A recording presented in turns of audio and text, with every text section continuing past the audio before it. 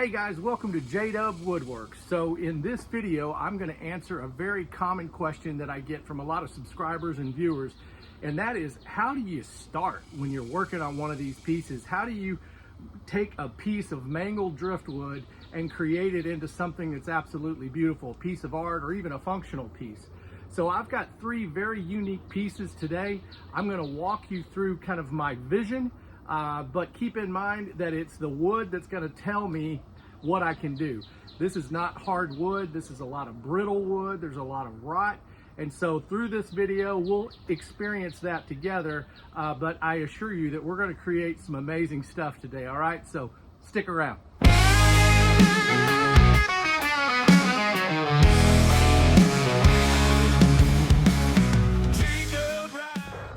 All right, so like I said, I've got three very unique pieces. I pulled this one off the beach.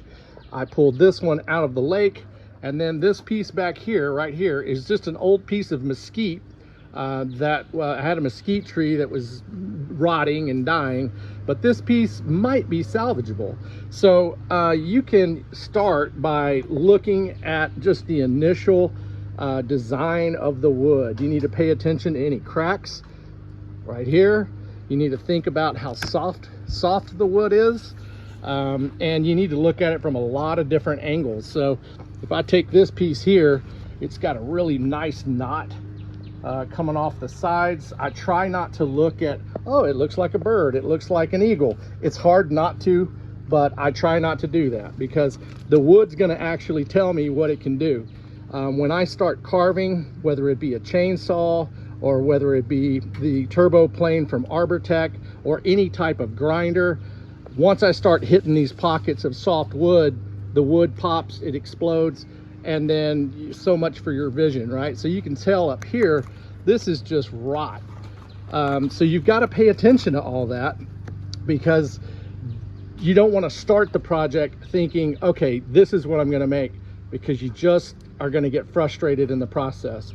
When I look at this one, I mean, it's hard not to see some type of rhinoceros or some kind of wild looking creature, but this wood is actually incredibly hard, right? So when I look throughout this piece, there might be some rot back up in here, maybe a little bit soft, but this wood will let me carve it, it'll let me sand it. It's already got some great detail.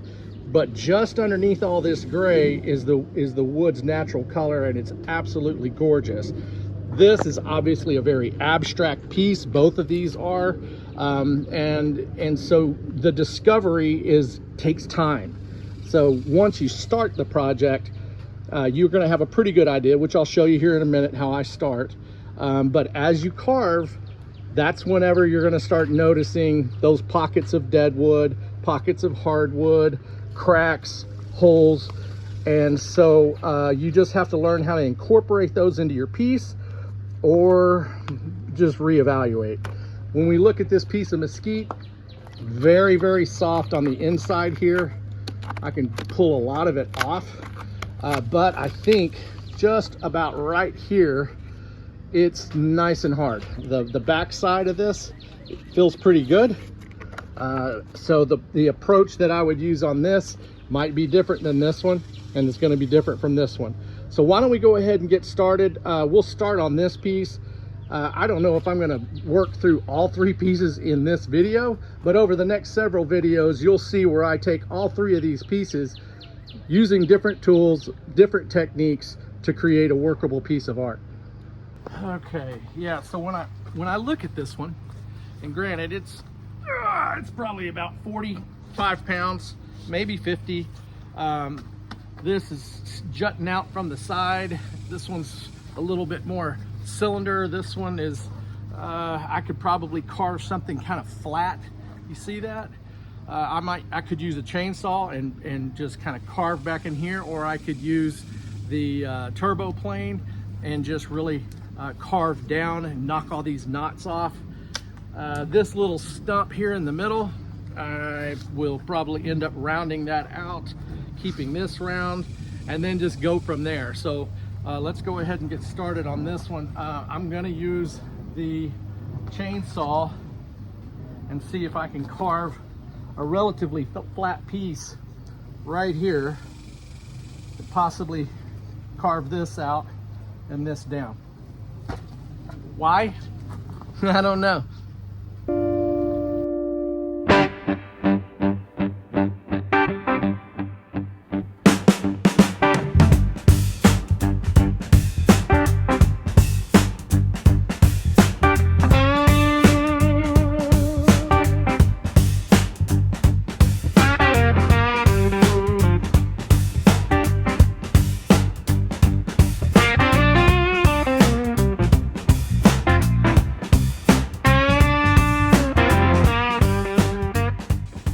Okay, so now what we've got, I've got a couple of different flat pieces.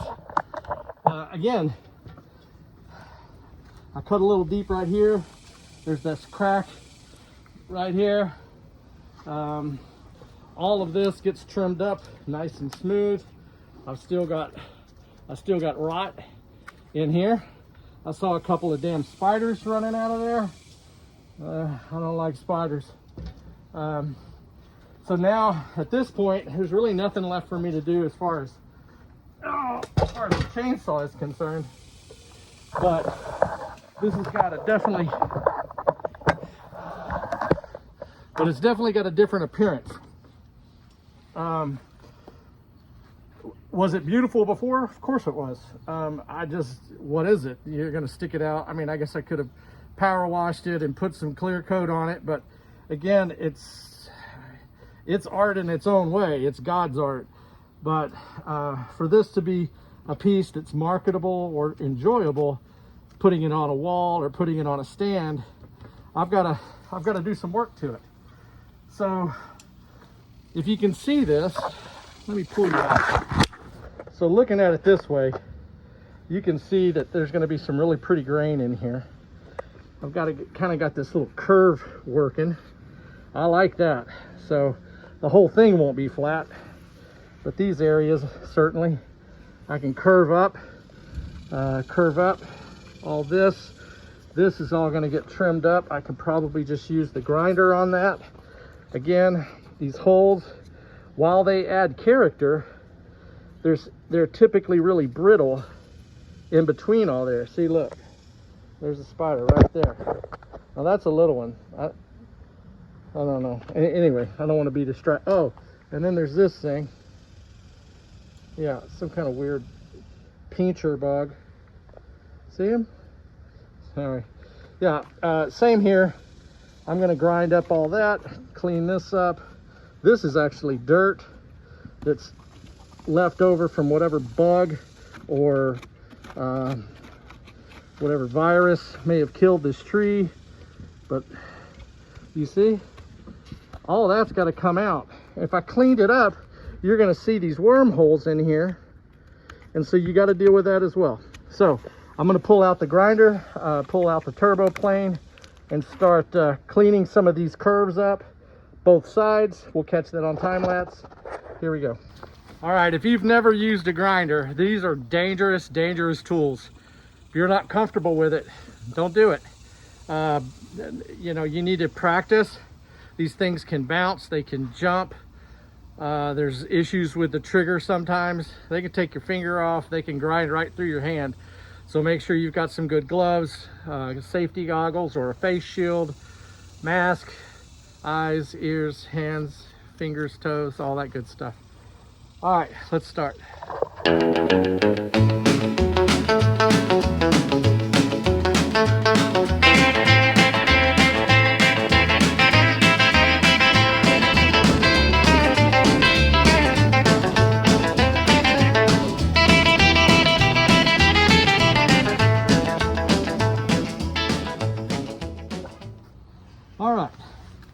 So, like I said earlier, you may have your own vision of what you want your piece to be, but once you get in there and this stuff just starts popping off, it can be super frustrating. And don't do that. Don't get frustrated. Well, I get frustrated all the time. You can get frustrated, but build a bridge and get over it. I had to do that multiple times on all my pieces, not all of them, but most of them. I don't need to take any more of this off with the grinder. I can start using the sander. I'm just carving the outside pieces. The entire time I'm doing that, I'm paying attention to the cracks, the holes, and the rot, okay? And every once in a while, a spider. All right, let's keep going. Okay, now I'm kind of digging all this. I know I've got some soft stuff in here, but I really, really like the way that this looks. If you watched any of my videos, hold on a second. If you've watched any of my videos, you know that I like to keep it smooth in some areas and then rough and just the way it was in others. I think that reminds us that there was work put into this piece, that it didn't always look this way, that at one time it was a tree, somebody got to climb it, there was a tree house in it, it was out in the middle of a pasture and provided shade, who knows. I don't know what kind of wood this is, I don't know where it came from as far as, I mean, I know where I picked it up, but I don't know where it's from, right? So I'm at a stopping point now because I still have some rot. Yeah, that's got to come off. This top piece, yeah, see, that's got to come off, but I don't have to take that off. There's a lot of wormholes in here, a lot of dirt, a lot of rot, but maybe we can taper it. Oh, sorry, I don't know what happened. Let me go around this other side here.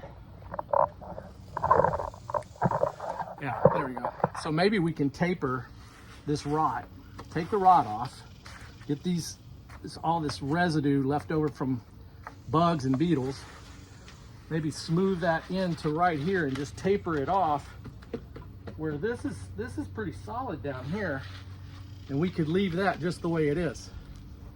I think, you know, I watch a lot of people that do chainsaw carvings and do facial carvings and stuff. Man, there's no way, not with driftwood. It's just not solid enough. So that's why I choose abstract art. All right, let's keep going. Okay, so this is where I was carving, right? But do you see that? That's a little cavern of rot. Now you got fresh wood underneath here. Well, fresh, but hardwood. But this is all gonna have to come off. I even think that I'm gonna have to take more of the top or more of this piece off. So I definitely wanna keep it tapered to where it kind of flows up if I can, and just kind of let the wood guide me, but that's gonna be a problem in there.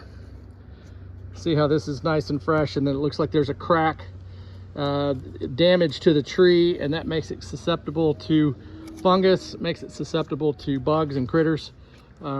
So anyway, let's just clean this piece up. So I just kind of worked through this piece and removed those that little bit of that rot on the end, as well as here in the center. I'm not trying to take too much off, but I am making sure that I'm going to have a workable piece when it's done. All right, this piece has got a totally different feel now, for sure. I'm saying it probably weighs 25 pounds. The majority of the rot is off. I'm leaving this, at least for the time being. But you can tell that, you know, it could mount on a wall. I've got a pretty decent crack right here. It could be the back, or I could do resin on that. The rest of this is shaped with sanding. It doesn't matter if it doesn't look like anything. It doesn't have to look like a bird. It doesn't have to look like a fish. It's just a piece of wood. You're removing all the damaged content, and then you're gonna put some love and care into it, round these things out or flatten them out like a, you know, like a leaf or whatever. But regardless of how you mount it, you're just going to take your time cleaning it up. So I can put this to the side now, and as a matter of fact, as I look through this crack, I can see that it goes all the way through to here. So that's That's definitely going to be an issue for sure. It's not going to break, but even if I did resin, I'm going to have to tape it and really take my time with that. So that's the approach that I would use with a piece like that. We'll take care of the sanding in another video. All of these will get sanded that way. Now, when I approach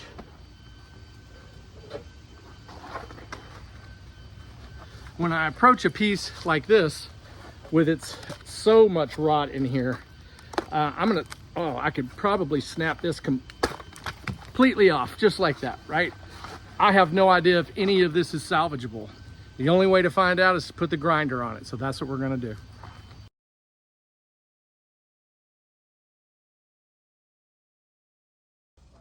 All right, that took about 2 minutes. And I can clean this up nicely. The rest of that's pretty hard. Now I've got to flip it over, clean the outside. Sometimes the outside is worse than the inside, and it'll just crack. But you never know unless you put the grinder on it. Now you could use a 40 grit piece of sandpaper, you know, an orbital. You could use a 40 grit sandpaper with an orbital, and you could do it. It's going to take you a long time,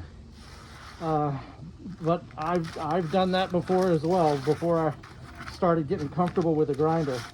And again, I don't have years and years of experience, and just the more you handle those pieces of equipment, the more comfortable you're going to get.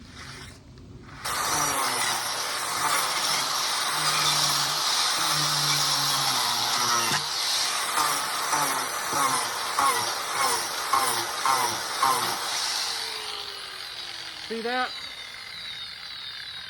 That red, see that red? That's mesquite. That's what I'm looking for. I'm looking for red. As soon as I see red, then I know that I'm getting into some good wood.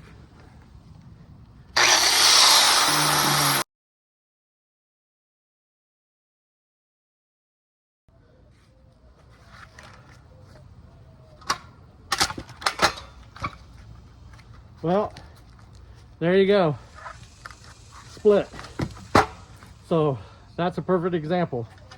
I still have a workable piece, right? It doesn't look like much, but you can carve it up, and just don't quit. I'm not going to go through the headache of, let's see here. I don't know. This is so soft in some places. Just keep on going.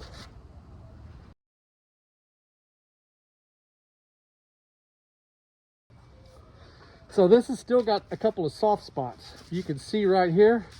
And so when you come across a soft spot, you can just start spooning that out.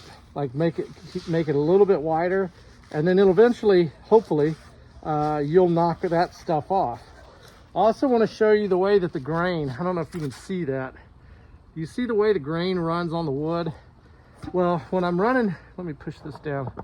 When I'm running the grinder, I'm going to start following that grain, right? So it kind of curves, and then it starts putting a really organic movement into the piece of wood. So I can follow those rings, and I can bring, see right here?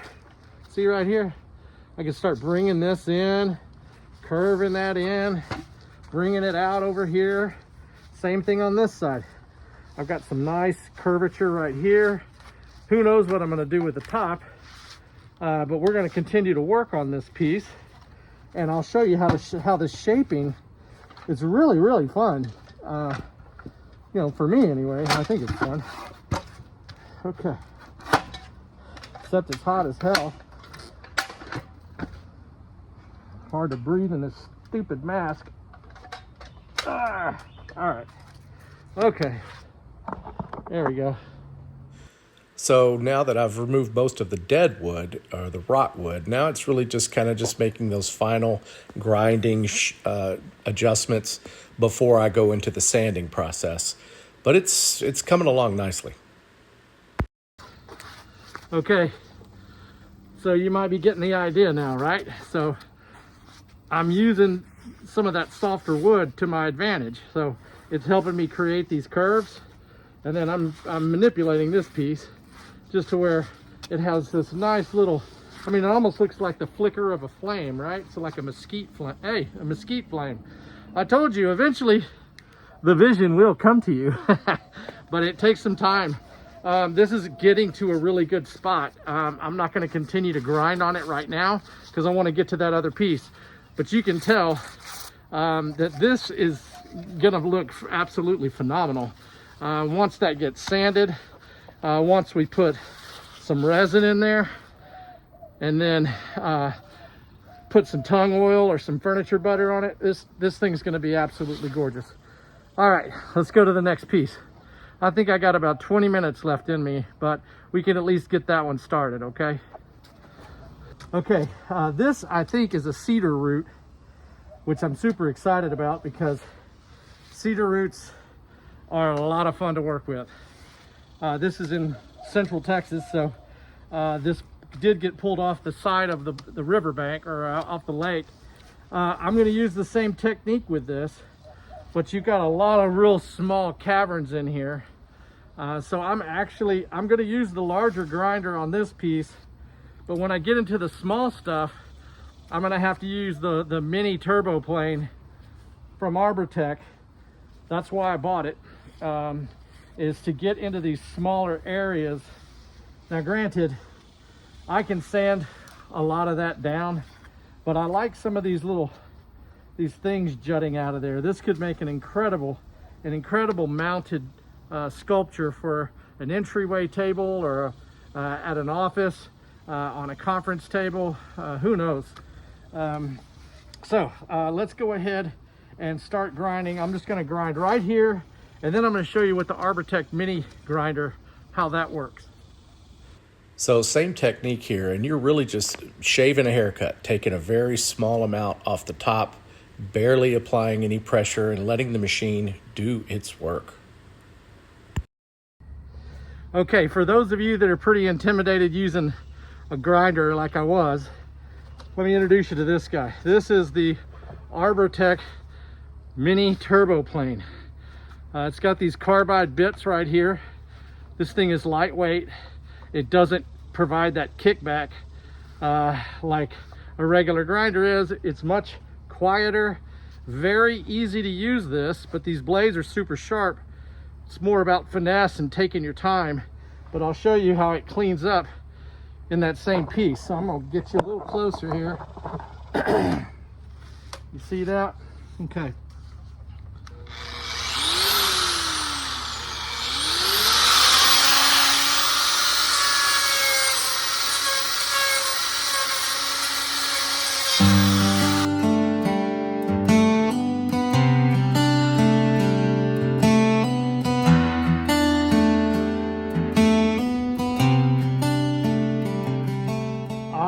So you can see how that that mini turbo plane, this sucker is just absolutely awesome.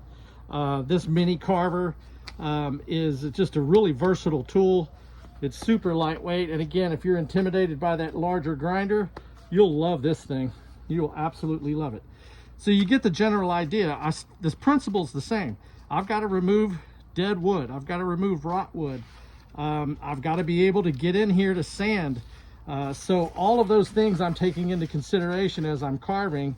And again, I'm not really thinking about a shape, but this is either a red cedar or it's mesquite. I think it's just red cedar. So I'm just going to continue to do that on this side, on the other side, on all these little fins, flip it around, work through this cavern. You can see that. That's all.